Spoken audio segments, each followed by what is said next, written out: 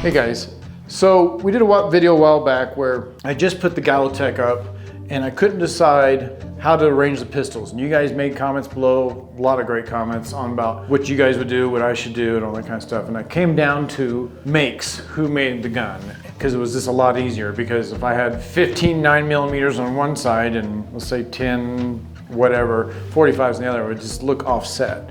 I didn't want to do that. So it got me thinking, if I had to pick 5 guns out of the whole collection of pistols in this room, which 5 would I pick? But for now, I'm just going to show you the runner-ups of the ones that almost made the cut. So top row here is all the Combat Masters, Taran Tactical, that kind of stuff. I mean, I love the guns, obviously. They make great 2011s, and he does great with the Glocks. But the one mainly the runner-up, or pretty close to it, is the Miniwick. Just because A, there's only 4 of them, B, that it was almost in the movie with John Wick as a backup, but the director said it was too small, and that's why they didn't use it in the movie. But there's only 4, so that's part of the reason I almost made the cut. So the next row is the Staccatos. Now, the 2 that made, basically 2 of them that made the runner-up, are the ones with the thin blue lines. You can't see it, they're on the other side of these pistols, but this is the one that was in an auction that I put a bid on it for $16,000. I didn't think I was going to win it because I had to buy it now for $100, and I ended up winning it. Those are for people that never seen the videos. That's the quick story on that. And this one is the other thin blue line. There was one of 3. Yeah, this is serial number 3, and this is number 3, and there's the baby gun of that is, I believe, right here. Yes. That's the baby gun of that. So they're supposed to be matching sets, and which is great. I love both of the guns. I've shot them each once and they shoot great. So you come down, then you're getting into the there's a couple of STIs in here, which that's my first STI. That's a 45. Love that gun. It's so smooth, like butter, as everybody would say. And then you get down to the Nighthawks. This Nighthawk right here I had made for the wife. It was for Valentine's Day. She liked it a lot, and she shot it maybe twice, and she told me to put it on her wall because it was special to her. Then the next one, you get down to the Watchtower. I just got that. I had it on order for about a year. It just came in. I have not shot it yet. I need to give it out and stretch its legs and see how it does. Then you got your FKs, and you got your Alien, and you got an Ed Brown here at the bottom, which is also a great gun, very well made. Then you get to the other side, and you get to the Infinities. So I like the Infinities a lot. High maintenance, you gotta use their own oil and that kind of stuff. That's why they didn't make the cut, because of being high maintenance. Then you get some of your Glocks. This one's Noveske, which I like a lot. It's got Noveske furniture on it, sorry. And then you get your Zev, and then you got your Canik that was done by Taran, which probably should put that over there. But then you get into the other stuff. You got the Rose pistols, which are great. The H&K with the suppressor, I kind of dig that a lot. And you get into the 22s. Both of them are very well made. And you guys know I call myself a small guy with a big gun complex. So, you know, you got your Desert Eagles, both in 50, you got your 44 auto mag, 44 mag, and 2 500s, a 40, and then a 45-70. So a lot of these were not in the runner-up, but they made a close third, I would say. Now, since I showed you the 2 pistol walls, now I'm going to show you which of the 5 guns I would pick from both of these walls. The first one I picked is the Taran Tactical Sand Viper. Now, it's got nice bronze color, which is pretty damn cool. Then the main reason I picked it is because I can put a SRO on it, because I am old and I like to be able to see a little dot, because it's hard for me to see the front sight.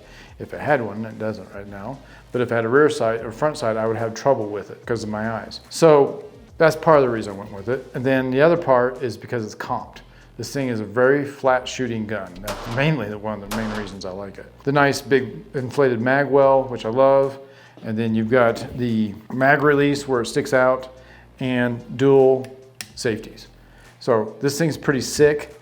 I dig it. It's like butter. I'm trying to think of every pun that Chad makes fun of me about. But anyway, no guys. It does have a pick rail, so I can add a light, laser, or whatever. But this thing is pretty damn smooth gun, and you guys all have seen it everywhere on the internet if everybody's shooting it, and everybody seems to like it. Now, the reason I didn't pick the Pit Viper is because it doesn't have a cutout for a red dot, and that's why I didn't pick it. Still the same gun, still a bad gun, but that's the main reason for this one. My next favorite one is the Staccato C2. And the reason I picked this one has my name. So great gun. Besides that, it's comped. I can be able to put an acro on it for my aim point. And I can still put a flashlight. Has a lot of the goodies of a 2011 that everybody likes. It's an all-around smooth gun. I mean, the thing shoots flat just because it's comped, but the light and the acro by far is my favorite, but the main reason says my name. It's kind of sentimental, I guess. But thanks to Jim the Kraken for making that happen when he worked there at Staccato. But the C2, pretty badass gun. The third one I picked is the Sandhawk, made by Nighthawk. I know this is a desirable gun for a lot of people to have. It is very smooth. I mean, it's one gunsmith, one gun, and with the comp on it, and the grips is my favorite part because you cannot drop it. I mean, it's fantastic. Flared mag well a little bit, you can run a light, but like I said, it's got an RMR on it. You'll notice most of the guns I've picked have that RMR and SRO or something on it. But Sandhawk is almost the first gun that I was going to pick, but I'm giving them to you in order at this point. Since I said one gunsmith, one gun, the fit and finish with the gun is one of the best out in the market. The downside is you're gonna be paying for that.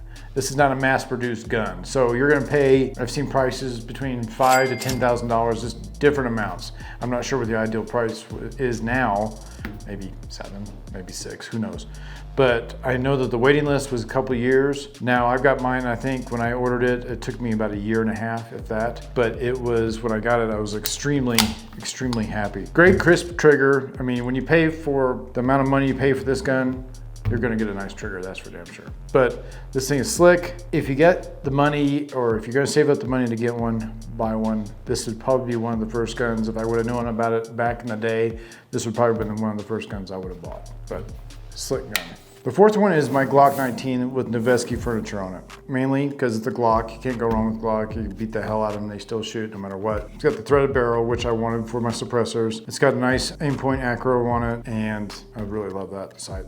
Great deal because I can actually see it. And then it's got Noveske slide. Very smooth, a lot of cutouts on it, so it's lightweight. And with being a Glock, you can't really screw it up, I guess. But that's the main reason I picked it. Otherwise, it's pretty much a standard Glock. It does have a Noveske trigger, I think, in this, and pretty decent for what you get for a Glock. But that's the reason I picked it, because it's a Glock and you can't beat it up. Now, the last one I picked, Chad said it was very bold, okay? This is the Rose gun. Lena Michlik basically made these for the women. And I liked it because it's small and concealed. I have shot it, shoots great. It's a 9mm, it's got a comp on it. And anything that, Lena's in is usually pretty damn good. It does have a cutout for an aim point if I want, or an acro, or whatever I want to do. It's got a nice little grip, and it's tiny. It's a good concealable gun. The main reason I picked this is because I have a lot of nieces and nephews and my wife. And this is made for women to shoot. So, and I love them and I want to be protected. So that's the reason I picked this one. I hope you guys enjoyed the video, and I hope you guys, some of you will disagree with the 5 guns I would pick, which is fine. I don't blame you. There's nothing wrong with that. But hit like and subscribe, and take care.